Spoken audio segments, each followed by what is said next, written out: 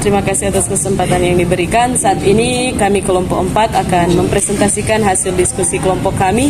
Namun sebelum itu perkenalkan nama-nama kelompok kami. Saya sendiri Tesalmika Rincap, yang kedua Grace Tempo, yang ketiga Fiona Kemansilan, yang keempat Francia Telusa, yang kelima Novelin Tampoli, yang keenam Giovanni Sampelan, dan ketujuh Aditya Nugroho.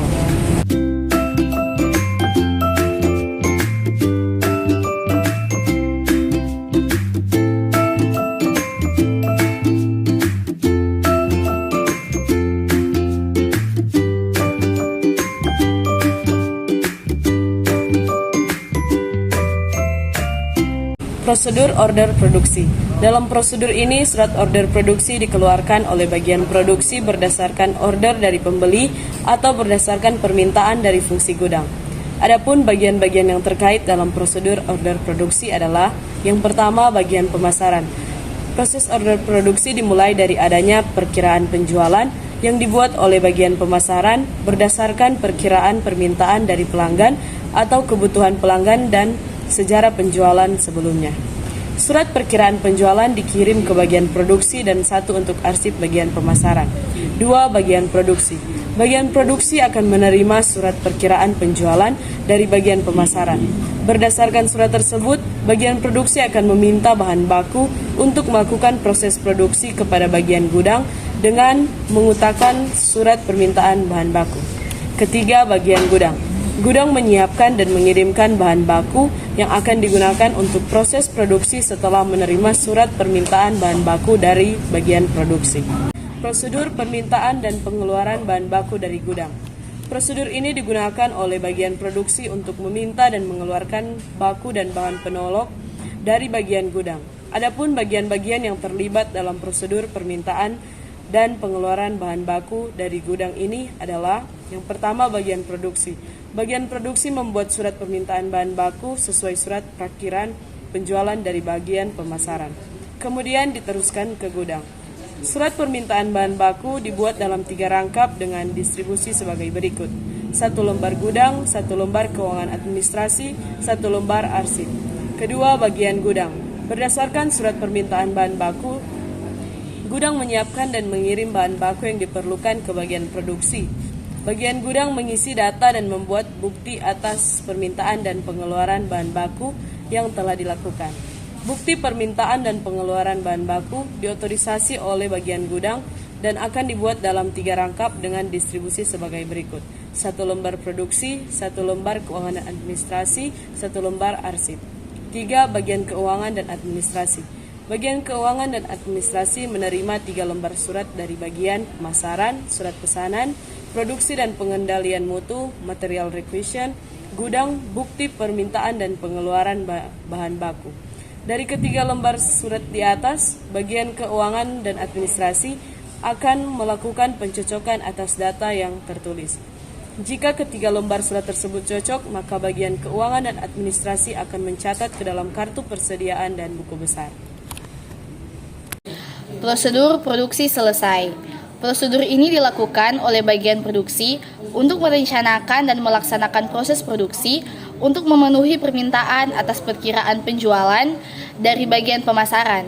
Jika terdapat kekurangan bahan baku, bagian gudang akan membuat order permintaan bahan baku dan mengirimkannya kepada bagian pembelian.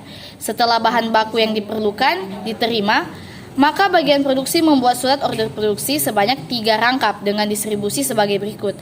Pertama, 1 lembar untuk bagian pemasaran, kedua, 1 lembar untuk bagian mesin produksi, dan yang ketiga, 1 lembar untuk diarsipkan. Dalam melakukan proses produksi, bagian produksi dibantu oleh bagian mesin produksi dan pemeliharaan, di mana dalam melaksanakan proses produksi, bagian ini menerima surat order produksi yang telah diotorisasi oleh bagian produksi. Setelah proses produksi selesai, maka bagian ini akan membuat surat transfer barang sebanyak 3 rangkap dengan distribusi sebagai berikut: 1 lembar untuk administrasi pabrik, 1 lembar untuk pemasaran, dan 1 lembar untuk diarsipkan. Selanjutnya, bagian administrasi pabrik, di mana setelah memeriksa hasil produksi, maka bagian administrasi akan membuat laporan produksi sebanyak 3 rangkap dengan distribusi sebagai berikut: 1 1 lembar untuk gudang, 1 lembar untuk keuangan dan administrasi, dan 1 lembar akan diarsipkan. Selanjutnya bagian gudang. Sebelum produk jadi dikirimkan ke bagian gudang, akan dilakukan pengecekan kembali dalam jumlah dan mutunya oleh bagian produksi yang merangkap sebagai bagian pengendalian mutu yang bertujuan untuk mengontrol apakah produk yang dihasilkan sesuai dengan rencana awal yang dibuat oleh bagian pemasaran. Bagian gudang menerima laporan produksi selesai yang kemudian akan dicocokkan kembali dengan produk jadi yang diterima. Jika keduanya cocok, maka bagian ini akan melakukan pencatatan terhadap produk jadi yang diterima ke dalam kartu gudang. Selanjutnya, bagian keuangan dan administrasi. Berdasarkan laporan produksi selesai, bagian keuangan dan administrasi akan melakukan pencatatan terhadap produk jadi tersebut dalam kartu persediaan dan buku besar atau general ledger. Selanjutnya ada prosedur pengiriman, di mana prosedur ini dilakukan oleh kepala bagian umum. Setiap produk yang telah selesai diproduksi akan dikemas dan dikirimkan kepada para distributor. Jika produk yang dihasilkan untuk memenuhi kebutuhan produk untuk jangka waktu tertentu, maka produk-produk tersebut akan disimpan di gudang. Proses pembelian dan pengelolaan bahan baku. Pembelian bahan baku melalui tahap-tahap. 1. Pesanan pembelian. Pembelian bahan baku dimulai dari adanya kebutuhan dari gudang akan bahan baku yang dituangkan dalam daftar kebutuhan. Yang selanjutnya akan diberikan pesanan pembelian untuk persediaan bahan baku. Formulir pemerintahan ini akan dikirim ke bagian pembelian untuk pembelian barang yang sudah bisa dibeli. Biasanya tidak perlu konfirmasi secara personal, melainkan hanya secara informal. Menanyakan apakah barang yang akan dibeli ada perubahan harga atau tidak. PO ditandatangani oleh manajer pembelian dan dibuat rangkap 4 yang masing-masing akan diberikan kepada rakapan 1 pemasok, rakapan 2 pembelian, rakapan 3 gudang, rakapan 4 keuangan dan administrasi. Berdasarkan PO rakapan 4, staf bagian keuangan dan administrasi akan melakukan pencatatan tanggal penerimaan. Penerimaan barang. Penerimaan barang akan diterima langsung oleh bagian gudang. Pemasok akan melakukan pengiriman barang sesuai tanggal yang telah disetujui. Pengiriman barang disertai dokumen pengiriman yang terdiri dan invoice, delivery, order, dan faktur pajak. Masing-masing dokumen tersebut terdiri dari rakap 4 yang akan diberikan kepada rakapan 1 pemasok, rakapan 2 pembelian, rakapan 3 gudang, rakapan 4 keuangan dan administrasi. Penerimaan barang dari pemasok akan dilakukan oleh kepala bagian gudang kepada bagian gudang beserta staf gudang akan menerima dokumen pesanan pembelian rakapan ketiga dari pembelian serta memantau proses penerimaan barang di gudang. Staf gudang beserta kepala bagian gudang akan melakukan pengecekan fisik terhadap pesanan yang dikirim apakah sesuai dengan pesanan pembelian. 3. Penolakan barang. Jika barang yang dikirim pemasok tidak sesuai dengan pesanan pembelian, maka kepala bagian gudang berhak menolak dan barang tidak diturunkan di gudang. Semua dokumen akan dikembalikan kepala pemasok dan selanjutnya akan direncanakan kembali untuk mengirim kembali perusahaan. Tidak membuat surat bukti penolakan barang untuk pemasok. Kepala bagian yang akan melaporkan kepada kepala bagian pembelian bahwa ada penolakan pengiriman barang disebabkan barang yang dikirim tidak sesuai dengan pesanan. Kepala bagian pembelian akan menghubungi pemasok untuk konfirmasi. Pencatatan pembelian.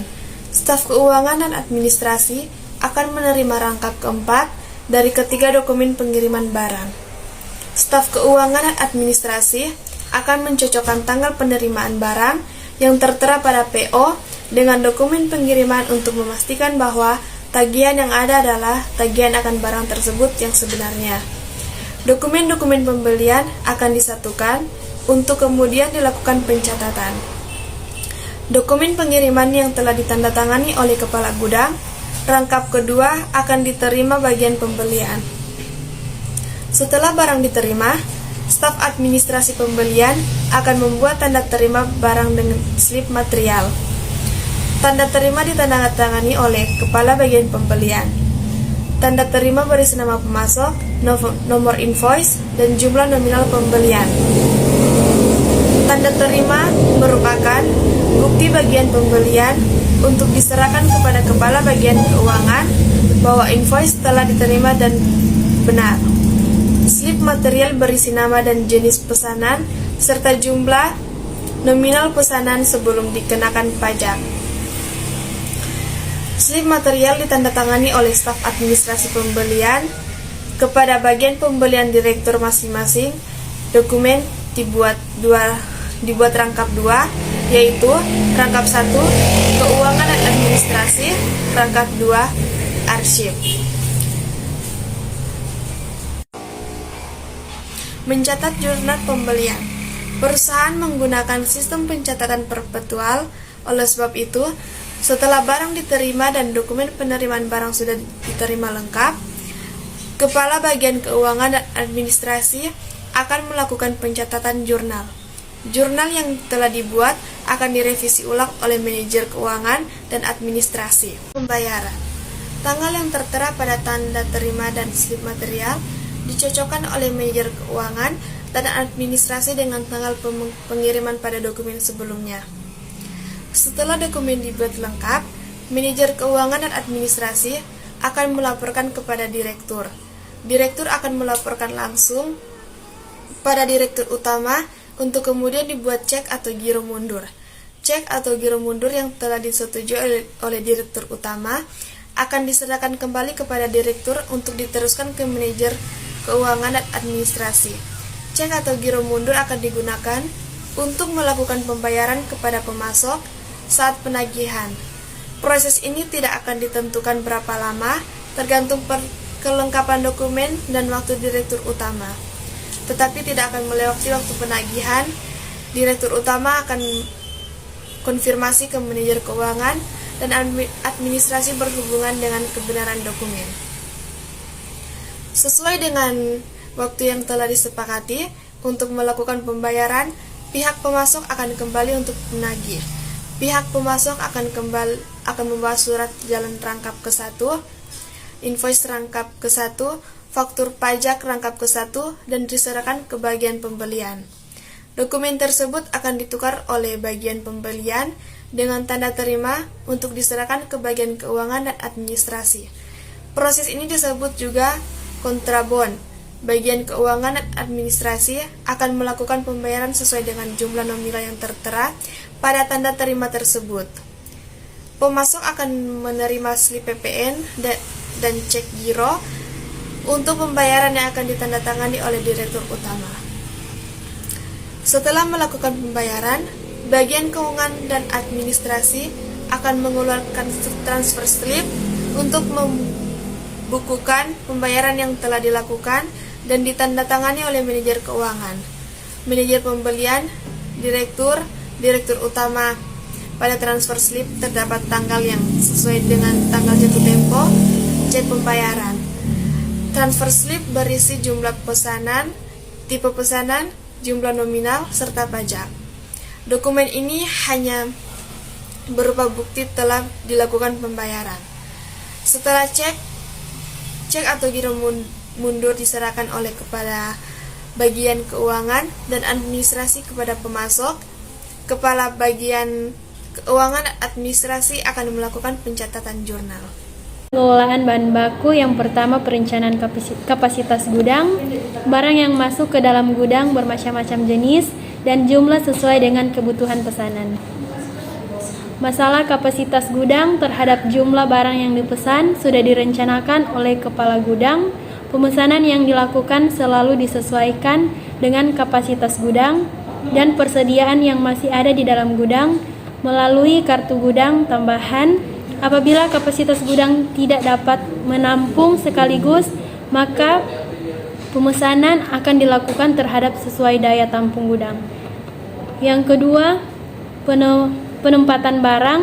Bahan baku akan disimpan pada gudang dengan sistem penyimpanan yang berbeda-beda sesuai dengan jenis bahan baku tersebut. Pertama, gudang kimia, yaitu gudang yang digunakan untuk menyimpan bahan-bahan kimia yang diperlukan untuk proses produksi. Yang kedua, gudang bagian yang digunakan khusus untuk menyimpan bahan dasar untuk proses produksi. Ketiga, gudang material yang digunakan untuk menyimpan aksesoris atau bahan pendukung untuk membuat produk.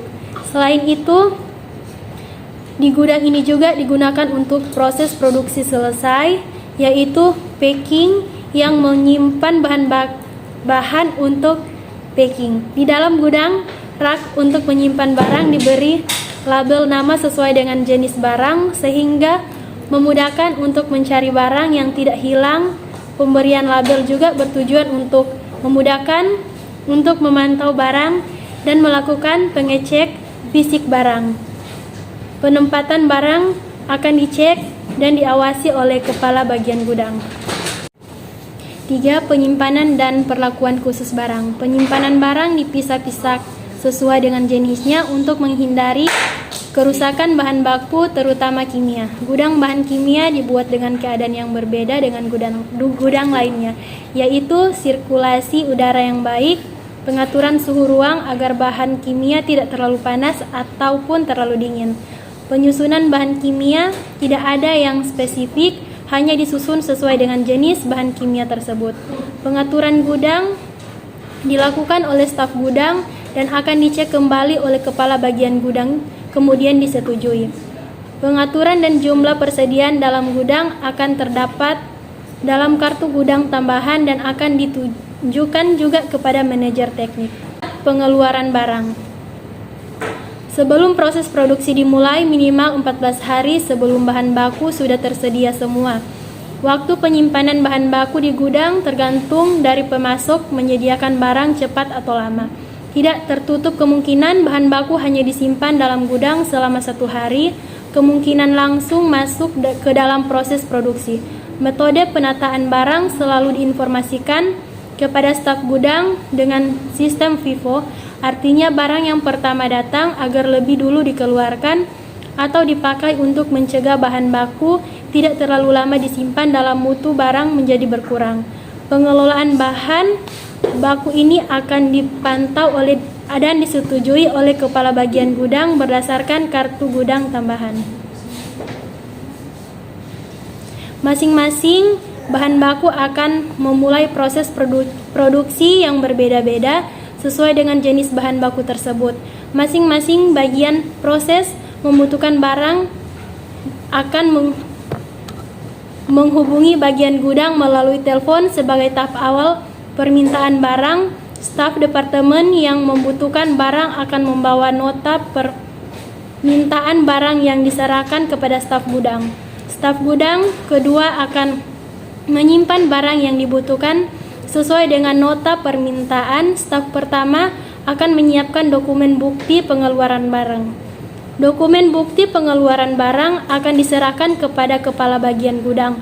Setelah dokumen tersebut disetujui oleh kepala bagian gudang, barang siap dikeluarkan. Pengeluaran barang diawasi oleh kepala bagian gudang serta staf gudang.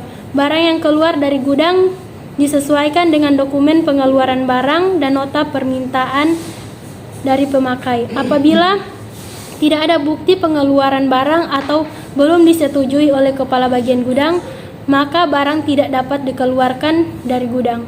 Bukti pengeluaran barang berisi jenis dan nama barang serta jumlah barang. Dokumen ini ditandatangani oleh pihak yang menerima, pihak yang mengeluarkan atau staf gudang, dan disetujui oleh kepala bagian gudang.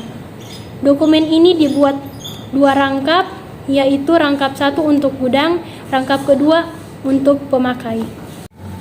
Proses penjualan dan penerimaan kas. A. Penjualan.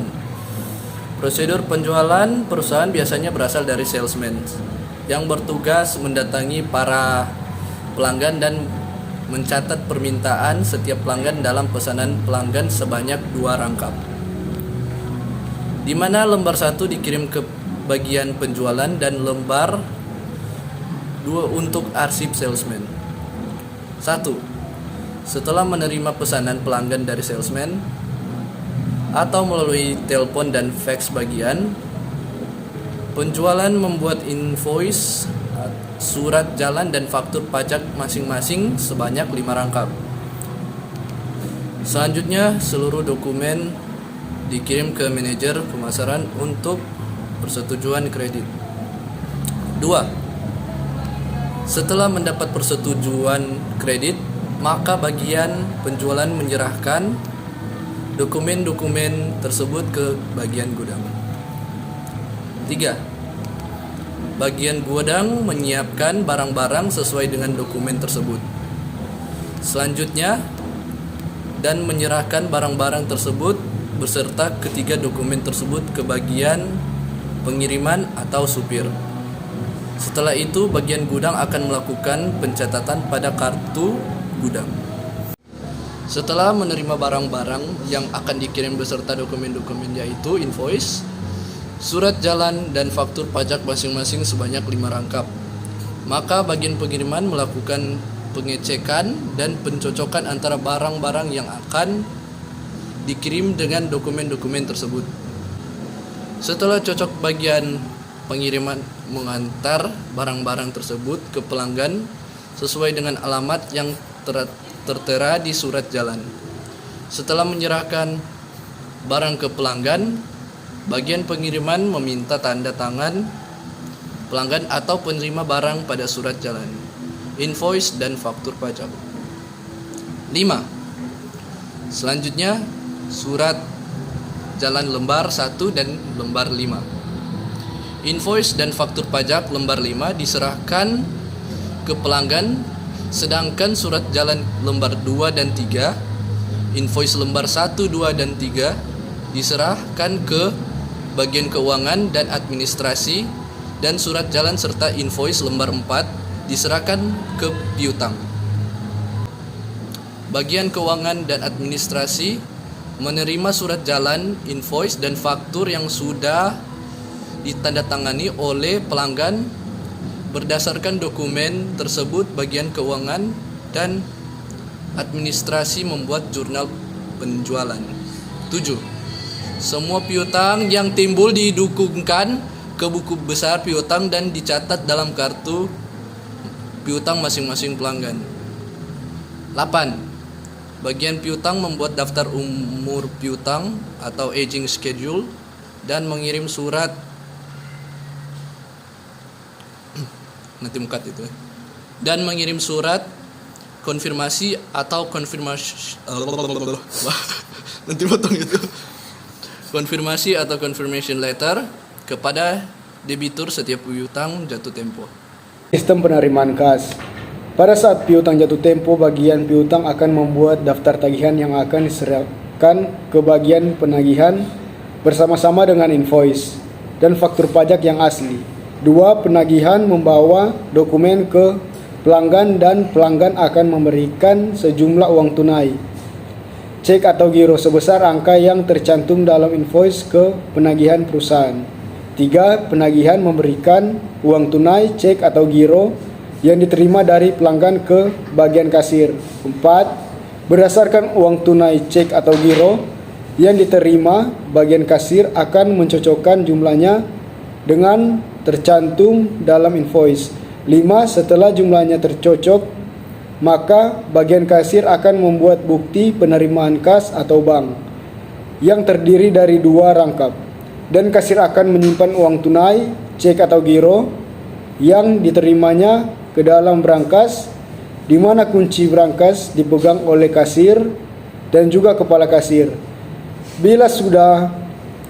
Bilakah sudah mencapai jumlah tertentu, kepala kasir akan menyetorkan uang ke bank. Demikian juga untuk cek atau giro yang telah jatuh tempo atas endorsement manajer pemasaran. Bagian keuangan dan administrasi menerima daftar tagihan dan bukti penerimaan kas atau bank.